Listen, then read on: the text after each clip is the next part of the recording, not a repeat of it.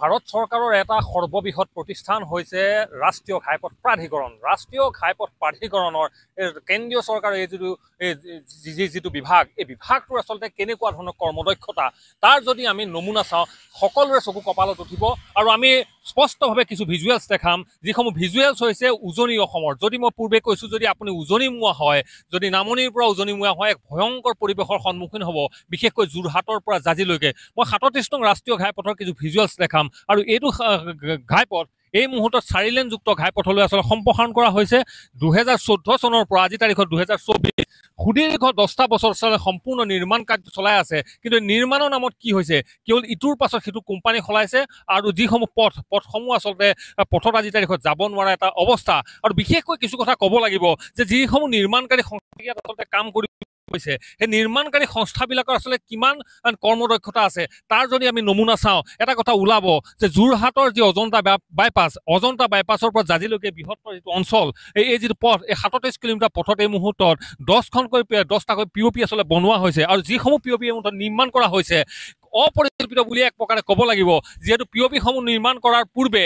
তাৰ দুই কাষে আচলতে যিসমূহ চাবৱেসমূহ আচলতে সম্পূৰ্ণ কৰি ল'ব লাগিছিল। কিন্তু দেখা গ'ল মুৰুকত সেইসমূহ চাবৱেৰ কাম সম্পূৰ্ণ কৰা নাই। লগে লগে POP কাম তেতিয়াৰ পৰা আৰম্ভ কৰিবলৈ ল'লে। বাৰিষা হোৱাৰ লগে লগে আচলতে সম্পূৰ্ণ এক ভয়াৱহ পৰিৱেশ এই মুহূৰ্তত উজনিত হৈছে, তিয়কত হৈছে, কাকজানত হৈছে, যোৰহাটৰ বিভিন্ন অঞ্চলত হৈছে, য'ত আপুনি 37 নং ৰাষ্ট্ৰীয় ঘাইপথত এই মুহূৰ্তত যাব নোৱাৰে। মই আছুৰ নেতৃত্ব আছে, কিছু কথা আপোনাৰ মই পোনে পোনে জানিব বিচাৰিম। এই মুখ্যমন্ত্ৰীজনে ইয়াৰ পূৰ্বে আমি যেতিয়া সুধিছিলোঁ যে তেওঁ এটা কথা কয় যে এইটোৱে হ'ব শেষ বাৰিষা। কেতিয়া আৰু কিমান বাকী আছে আচলতে? এতিয়া ভৰ বাৰিষা, এতিয়াও কাম আধৰুৱা, কেতিয়া সম্পূৰ্ণ হ'ব? হয় চাওক, অত্যন্ত দুৰ্ভাগ্যজনক আৰু লজ্জাৰ বিষয় এইটো যে 2014 চনতে আৰম্ভ হ'ল কামটো, আজি পৰ্যন্ত কামটো শেষ নহ'ল। মুখ্যমন্ত্ৰীগৰাকীয়ে দম্ভ আৰু অহংকাৰে সগৌৰৱেৰে কৈ থাকে যে আগন্তুক বাৰিষাৰ আগতে কামটো সম্পূৰ্ণ হ'ব। কোনটো বাৰিষা গ'লে আচলতে কামটো সম্পূৰ্ণ হ'ব সেই কথাটো মুখ্যমন্ত্ৰীগৰাকীয়ে ৰাজহুৱা কৰিব লাগে। আৰু এই 37 নং ৰাষ্ট্ৰীয় ঘাইপথটো প্ৰায় 35 কিলোমিটাৰ অজন্তা বাইপাছৰ পৰা আৰু জাঁজিলৈকে। এই 35 কিলোমিটাৰ পথটোত 10-12টাকৈ প্ৰায় 10-12টা POP বহাইছে।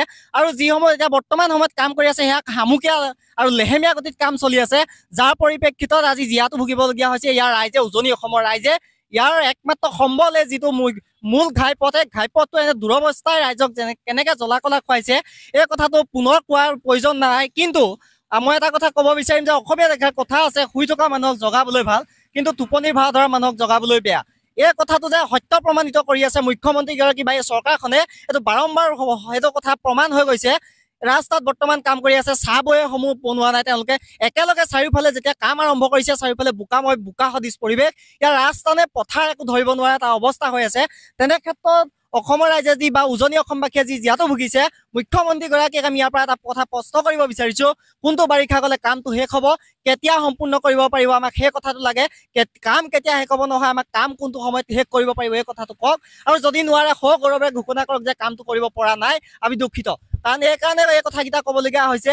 আৰু ইয়াৰ লগে লগে আৰু এটা কথা ক'ম, ইয়াত প্ৰায় 6-7টা কোম্পানী সলনি হৈছে। যিসমূহ তদাৰক সংস্থা আছিলে সেই সংস্থাবিলাকৰ বিষয়াসমূহ ইয়াৰ পৰা বদলি হৈছে।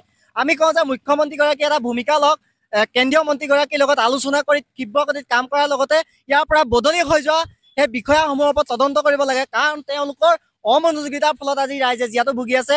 কাৰণ বনোৱা বস্তুকে বনাইছে আৰু ভাঙিছে, খুন্দাকে খুন্দিছে, এনেধৰণে কাম কৰি আছে। তেওঁলোকৰ ওপৰত আমি পুনৰবাৰ কৈছোঁ যে তেওঁলোকৰ ওপৰত তদন্ত কৰক।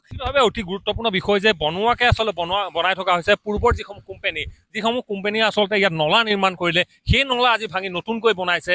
যিটো পথ হৈছে, এই পথত মানুহ ইটোৰ পাছত সিটো দুৰ্ঘটনা হৈছে, কাৰোবাৰ হাত ভৰি ভাগিছে, বহুতৰ প্ৰাণ গৈছে। মই আচ্ছাৰ বিষয়ে আপোনালোকৰ পৰা জানিম যে কেনেকুৱা ধৰণৰ এই মুহূৰ্তত কি আহ্বান জনাব, যে কাক ক'ব, উপায়ুক্তক কৈ লাভ নাই, স্বয়ং মুখ্যমন্ত্ৰীজনে আচলতে সময়হে দিয়ে যে বাৰিষা যাব, খৰালি যাব, কেতিয়া হ'ব, প্ৰকৃততে কি হ'ব? ভাৰত চৰকাৰৰ যি NHIDCLৰ যি গাফিলতিৰ কাম আপোনালোকে চাব পাৰে যে জাঁজিৰ পৰা যি যোৰহাট পৰ্যন্ত যি ৰাস্তা, অতি দুৰ্গম পথ, অতি লজ্জাজনকভাৱে ক'ব বিচাৰিছোঁ। কেইদিনমানৰ আগতে দুবছৰীয়া শিশু এগৰাকীয়ে নিজৰ প্ৰাণ আহুতি দিছিলে গাঁতত পৰি পেলাই। তো সেয়েহে আমি চৰকাৰখনক অনুৰোধ জনাব বিচাৰিছোঁ, যদি আপোনালোকে এই কামটো কৰিব পৰা নাই, আপোনালোকে আহি পেলাই গৌৰৱ হৈ পেলাই কওক যে আমি কামটো কৰিব নোৱাৰোঁ। কাৰণ যোৱাবাৰ যেতিয়া মুখ্যমন্ত্ৰী হিমন্ত বিশ্ব শৰ্মা যেতিয়া যোৰহাটলৈ আহিছিল, তেখেতে কৈ গৈছিল যে এয়াই হয়তো শেষ বাৰিষা। ইয়াৰ আগতে যেতিয়া প্ৰাক্তন মুখ্যমন্ত্ৰী সৰ্বানন্দ সোণোৱাল ডাঙৰীয়া আহিছিল, তেখেতে বিভাগীয় কৰ্তৃপক্ষক ধমক লগাইছিল, কিন্তু অতি লজ্জাজনক বিষয় আজি পৰ্যন্ত কিন্তু এই 37 নং ৰাষ্ট্ৰীয় ঘাইপথৰ কিন্তু অৱস্থা অতি বেয়া। আৰু আমি ইয়াৰ যোগেদি অসম চৰকাৰখনক জনাই দিব বিচাৰিছোঁ, যদি আপোনালোকে অতি শীঘ্ৰে ইয়াৰ কোনো ব্যৱস্থা নলয়, তেতিয়া কিন্তু তিয়কবাসী ৰাইজ কিন্তু ৰাজপথলৈ কিন্তু ওলাই আহিবলৈ বাধ্য হ'ব। অতি গুৰুত্বপূৰ্ণ বিষয়। আৰু এই মুহূৰ্তত এইসমূহ ভিজুৱেলছ আমি দেখাইছোঁ যে ৰাষ্ট্ৰীয় ঘাইপথ প্ৰাধিকৰণৰ অধীনৰ 37 নং ৰাষ্ট্ৰীয় ঘাইপথৰ দৃশ্য। আৰু মই পুনৰ কৈছোঁ, যদি উজনি মোৱা হৈছে আপুনি, তেন্তে সাৱধান। যোৰহাটৰ পৰা যিটো জাজিলৈকে যি 37 কিলোমিটাৰ ৰাস্তা, এই 37 কিলোমিটাৰ ৰাস্তা আজি তাৰিখত অতিক্ৰম কৰিবলৈ 2 ঘণ্টাকৈ সময় আচলতে অতিবাহিত কৰিব লগা হৈছে।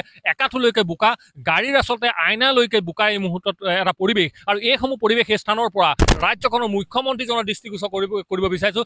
ৰাষ্ট্ৰীয় ঘাইপথ প্ৰাধিকৰণ নামৰ যিটো বিভাগৰ অকমন্যতাৰ কাৰণে এনেকুৱা ধৰণৰ উজনিত হৈছে, সেইটো ৰাষ্ট্ৰীয় ঘাইপথ প্ৰাধিকৰণৰ উচ্চ পদস্থ বিষয়াসকলক আচলতে দেখুৱাইছোঁ। যিসমূহ উচ্চ পদস্থ বিষয়া হয়তো আজি তাৰিখত AC ৰুমত বহি আছে, সেইসকল লোকক আচলতে দেখুৱাইছোঁ প্ৰকৃততে উন্নয়ন এনেকৈ ধৰণে হৈছে। আৰু এনেধৰণে আচলতে ৰাষ্ট্ৰীয় ঘাইপথ প্ৰাধিকৰণৰ অধীনৰ যিটো 37 নং ৰাষ্ট্ৰীয় ঘাইপথ, যিটো ঘাইপথৰ ইখনৰ পাছত সিখন টুল গেট বনাইছে, সেইটো ঘাইপথৰ আজি কিন্তু এনেধৰণেহে আচলতে জীৱন মৰণৰ মাজত দিন কটাব লগা হৈছে পথচাৰীয়ে।